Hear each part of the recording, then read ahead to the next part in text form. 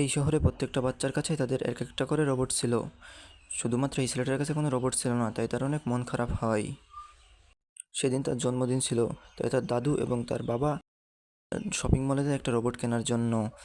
কিন্তু দোকানদার তাদের বলে, আপনাদের কাছে টাকা অনেক কম আছে, আপনারা এই পুরোনো রোবটটাকে নিয়ে যেতে পারেন।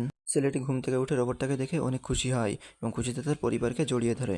যখনই ছেলেটা রোবটটাকে চালু করে, তখনই রোবটটা আজবভাবে কাজ করা শুরু করে দেয়, যা দেখে ছেলেটা ভাবছিল রোবটটা মনে হয় নষ্ট হয়ে গেছে। রোবটটা প্রতিদিন এক এক ঝামেলা পাকাতো। একদিন রোবটটা রাস্তায় চলে যায় এবং গাড়ির সাথে ধাক্কা খায়। পরে ছেলেটা ভীষণ রেগে যায় এবং ছেলেটা ভাবে তার ঘরের ভিতর বন্ধ করে স্কুলে চলে যাবে।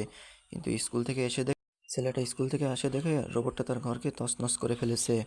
বাড়িতে মার খাওয়ার ভয়তে ছেলেটা রোবটটাকে নিয়ে দূরে একটা পার্কে চলে যায়।